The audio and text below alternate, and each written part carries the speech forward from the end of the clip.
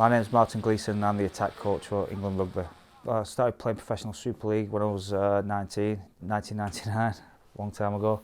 Retired in 2004. Went straight into a coaching role at Salford. Coached there for 5 years, then moved to Wasps. Had a couple of years there and now I'm with the England setup. Obviously I remember Jason Robinson making the switch over. Brilliant player for Wigan in Great Britain, and then obviously did what he did with England in the World Cup. Chris Ashton left Wigan as well as a young lad, went to Northampton and had a successful career with England. A lot of coaches as well. Yeah, there's been a definite trend of league coming over to Union in the last probably 15 years. The first time sort of knew about Gleeson was watching him, really, when I was a young lad. I grew up playing rugby league, obviously, so I actually lived next door to a player called Paul Sculthorpe, who was at St Helens, and Martin was there at the time playing in that same team as him, with Sean Long, Kieran Cunningham, that great team they had there. We just have our eyes up and we're ready to go. It's not on, it's not on. Wait for another opportunity. We don't force anything. We just keep waiting, looking, opportunity, bang, we take it. Yeah. He's very forward thinking, he's very simple, I think, which is good, as in he makes things make sense, gets straight to the point and makes it really easy to understand as a player. And I think that's all you can ever ask for, is just that clarity and his messaging of getting it across. How simple it is, but how effective it is as well, I think is the brilliant part of what he does. Everyone not know what full shebang is? Yeah, full shebang, innit? Everything about, and probably comes from a league background as well, is the defence tells you what to do. The defence always tells the attack what to do. It's the first thing is getting the guys knowing who they're coming up against and looking on the pitch and recognising what the defence is telling you. You don't want to wait too long if there's space in a certain area because it'll be gone like that. So it's just making sure we're looking up, seeing what's in front of us and we're communicating well, and then the better that process can be. The mindset for us as an England team now is to try and really build an aggressive attack, and probably what we mean by that is whenever that opportunity arises is to have an aggressive mindset to take it, because in rugby union you probably don't know when these opportunities are going to come along that often, so it's about being in a mindset to being able to take it whenever it does come. When I was at Bath, we did a few sessions with Wigan, for example, just to pick up things of ball playing in the forwards, running lines, how to break defences down, and how to be more of a threat and execute better in attack, really. And I'd say that's probably the biggest thing that the game of unions took from league, is the execution, the detail that they put into it, how to play against different defences, whether it's an aggressive defence or whether it's a bit of a softer defence, and just the nuances, really. And now the attack probably changes off the back of that, and the rugby league coaches coming into the game now have added a great deal in terms of that. I'm going to fire a flat pass, Freddie, okay? Yeah. Go! Yeah, right! Good work. Right. Beautiful fit. When you connect with that, it's good sound, isn't it? Yeah. That sound just reminds me of scoring tries.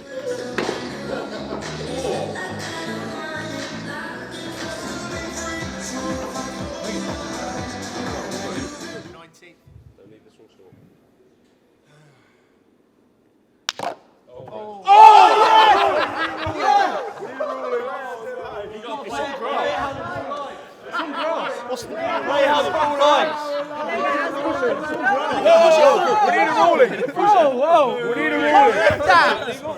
That's street legal. I'm allowed. Get to the crowd and go wild. Go on!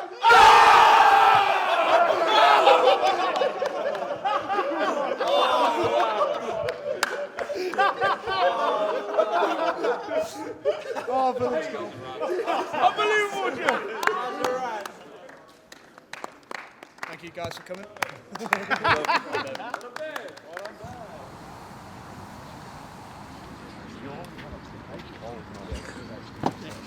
That's how to practice proper good habits and get excited about it, boys. It's building. Let's get a proper good feeling for this week now. Let's get it. Let's get it.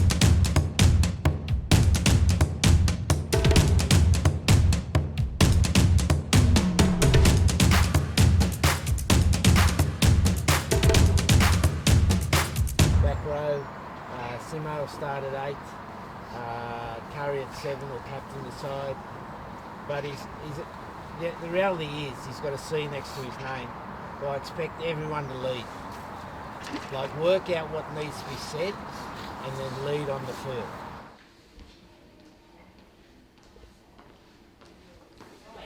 Here we go. Right. We'll go outside. Lewis, you'll be next. Okay. Smile on the face. The important thing is to do the best for the team. It's not to kind of think about it as yourself, because it won't be, because it's a group thing, and there's a group of us going out there in terms of the leadership side of it. So let's make sure we get the best out of each other and everyone else. I don't think it falls on one person anymore, especially with a team sport like rugby.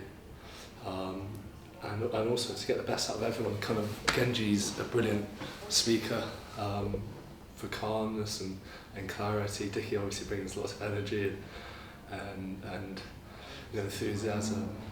Marcus is very tactical about the game, same as Slady. And Lenny's got unbelievable experience. So obviously Mario goes to that piece. So there's loads of people, like I could go on and on. So it's about bringing everyone together, making sure everyone's doing their thing at the right time. And then we'll find out.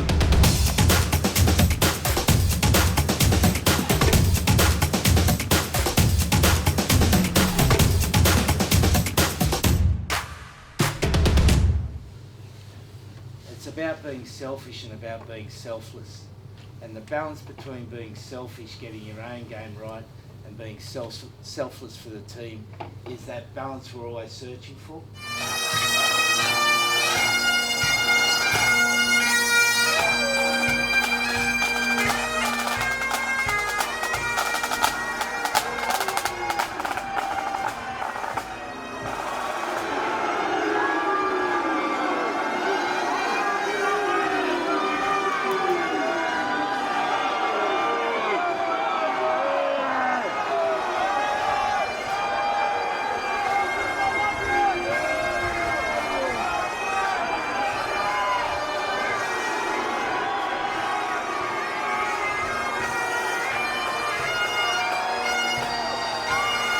Last thing, boys, there'll be something in the game to test you. It'll test you individually, or it'll test you as a team. But I want you to think about one thing. So remember when you started playing rugby? Someone helped you a lot. That person's out there with you today. Put a smile on their face.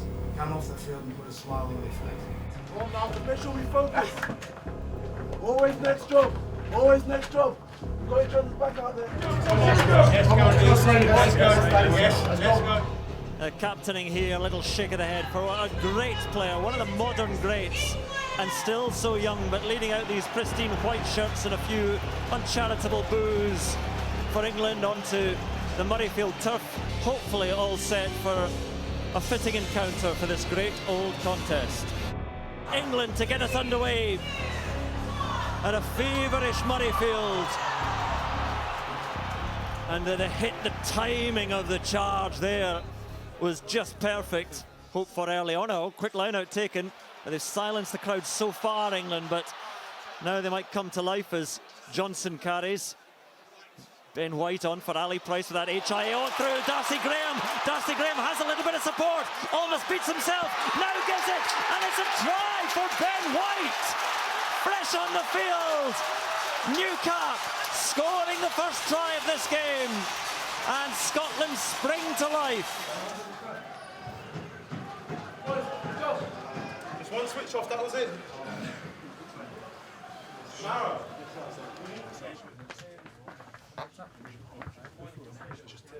Run into three people.